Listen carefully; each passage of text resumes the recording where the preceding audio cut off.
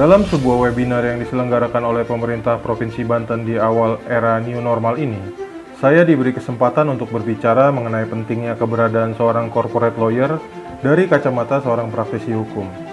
Dalam diskusi online yang diikuti sebagian besar pengusaha kecil dan menengah di wilayah Banten dan sekitarnya itu, hadir juga beberapa pejabat dari Kementerian Perdagangan, Kemenkumham, OJK, dan beberapa kepala dinas dari kabupaten dan kota di Provinsi Banten. Sebagai narasumber tambahan, saya hanya diberikan waktu 4-6 menit untuk menyampaikan materi saya yang nggak seberapa itu. Seperti biasanya, saya membuka pembicaraan dengan ucapan salam dan memberi sedikit pengantar. Hampir setiap orang atau kelompok orang yang bersepakat untuk mengikatkan diri dalam sebuah perikatan perdata, yang akhirnya berujung pada pendirian sebuah badan usaha, pastinya sudah mempertimbangkan beberapa hal yang layaknya dilakukan oleh para pendahulunya. Keuangan, sumber daya, strategi, pasar, dan resiko itu adalah hal paling mendasar yang nggak perlu diajarin lagi sama seorang pengusaha. Karena biasanya sebelum melompat ke kolam yang besar, sang pelaku usaha sudah mulai dulu di kolam yang lebih kecil. Dan keputusan untuk mendirikan badan usaha hanya lompatan kecil untuk masuk dalam pasar yang lebih besar. Itu jamak, kita semua tahu prosesnya. Karena kan hampir nggak ada ya orang yang cuma punya modal tanpa sumber daya dan pasar, terus mau nekat bikin perusahaan. Oke, kita masuk dalam poin utama. Sebagai seorang praktisi, saya banyak sekali melihat teman-teman pengusaha yang akhirnya gagal di tengah jalan. Bukan karena merugi atau kekurangan modal, tapi karena mengabaikan satu aspek yang gak kalah penting dari perspektif bisnis, yaitu hukum. Apa sih urgensinya? Usaha baru jalan kok harus mikirin yang rumit-rumit? Daripada bayar pengacara, mending buat modal tambahan. Atau minim-minim bisa lah kita gaji anak fresh graduate buat jadi legal in-house. Tos lagi kita nggak melanggar hukum, kan seharusnya mana-mana aja. Apalagi teman adik saya ada polisi di Polda dan saudara sepupu ada juga yang jadi jaksa. Itu kan yang biasa keluar dari benak kita saat bicara soal keberadaan corporate lawyer di perusahaan yang belum sebesar Astra atau Agung Podomoro itu. Yang nggak masalah sih, semua pilihan dan resiko ada di tangan Anda. Tapi saya bisa kasih sedikit pertimbangan untuk dipikirkan.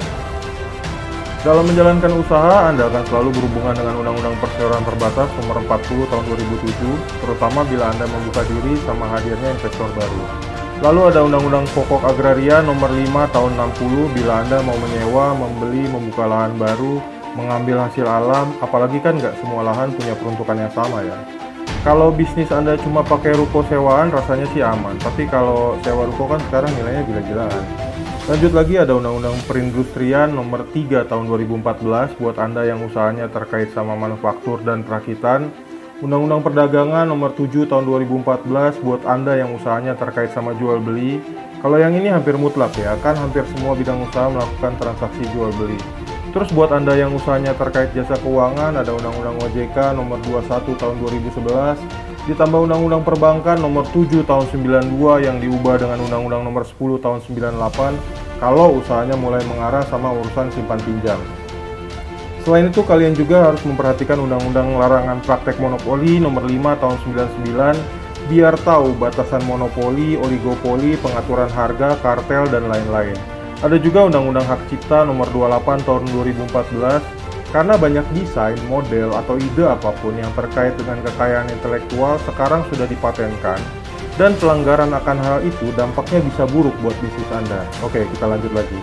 Setiap bulan kan kalian harus bayar pajak. Kan banyak tuh aturan yang terkait sama pajak. Di antaranya Undang-Undang Ketentuan Umum Perpajakan Nomor 6 Tahun 1983 yang sudah 4 kali dirubah jadi Undang-Undang Nomor 16 Tahun 2009. Dalam menerima pembayaran juga harus berhati-hati karena salah-salah bisa kena Undang-Undang TPPU atau Tindak Pidana Pencucian Uang Nomor 15 Tahun 2002 yang juga udah 2 kali dirubah jadi Undang-Undang Nomor 8 Tahun 2010 dan ujungnya terseret kasus korupsi yang diatur dalam Undang-Undang Tipikor Nomor 31 Tahun 99 yang dirubah sama Undang-Undang Nomor 20 Tahun 2001 atau mungkin kasus pidana lainnya. Karena kan pencucian uang itu sumbernya bukan hasil korupsi aja ya. Belum lagi tanggung jawab Anda sama pemerintahan provinsi, kabupaten, dan kota melalui banyaknya perda yang terkait sama izin usaha dan pajak daerah. Izinnya bermacam, ada izin usaha perdagangan, industri, jasa konstruksi, pariwisata, dan banyak lagi yang resikonya berujung pada penutupan usaha Anda. Dan satu hal yang perlu Anda benar-benar renungkan bahwa bisnis itu dinamis dan terus bergerak. Jadi setiap kegiatan usaha yang Anda lakukan harus dibuatkan analisis potensi dan resiko hukumnya. atau yang biasa kita sebut dengan pendapat hukum atau legal opinion. Terus ada lagi proses penyiapan semua persyaratan yang ditentukan dalam setiap regulasi atau yang biasa kita sebut dengan kepatuhan hukum atau legal compliance. Nanti secara periodik juga harus ada audit terhadap semua aktivitas dari kacamata hukum atau yang biasa kita sebut dengan uji tuntas hukum atau legal due diligence, buat mengantisipasi adanya pelanggaran baik pidana atau administratif yang akan merugikan perusahaan. Dalam menyusun kontrak yang berkaitan sama transaksi atau mungkin kerjasama dengan pihak lain juga harus dilakukan dengan teliti, biar nggak ada pasal yang merugikan atau berdampak pada pelanggaran regulasi. Kita menyebutnya dengan penyusunan hukum atau legal drafting. Dan masih banyak lagi peran yang bisa dilakukan oleh seorang corporate lawyer dan nggak bisa dilakukan sama anak fresh graduate yang cuma paham teori dan belum punya pengalaman di lapangan. Sebagai seorang owner atau mungkin CEO, Anda kan nggak mungkin punya waktu dan kapasitas untuk ngerjain semua itu. Mau minta tolong sama teman polisi atau jaksa tadi? Emang teknis keilmuannya sama? Ya walaupun sama-sama sarjana hukum sih, tapi kan bidang keahlian dan pengalamannya beda. Dan apa mungkin Anda nyuruh mereka buat ngerjain semua hal di atas tadi? Terus, apa ada makan siang yang gratis? Kalau biaya dan mekanismenya gimana Pak? Seorang peserta bertanya. Teknisnya sih buat janji temu, terus ceritain tentang usaha Anda dalam pertemuan itu. Buat seorang advokat yang sudah berpengalaman, biasanya tahu apa yang harus dilakukan. Nanti kan Anda bisa menilai bagaimana dia menjelaskan tentang perannya nanti saat Anda menunjuk yang bersangkutan untuk menjadi corporate lawyer di perusahaan Anda. Kalau biaya itu relatif, dari yang 10 juta per bulan sampai yang 500 juta per bulan juga ada. Selain bergantung sama profil si pengacara, volume kerja yang harus ditangani juga berpengaruh sama harga. Ya intinya kalau kata toke di kota sih harga nggak pernah bohong. Kalau mau pakai yang sekelas Hotman Paris ya siapin aja budget 500 juta ke atas per bulan. Tapi kalau perusahaan yang masih berkembang ya pengacara bertarif 20 atau 30 juta per bulan sudah cukup lah. Yang penting ada orang yang punya kapasitas untuk mendampingi jalannya perusahaan dari sisi hukum. Biar nggak perlu terseret masalah yang datang tanpa pemberitahuan.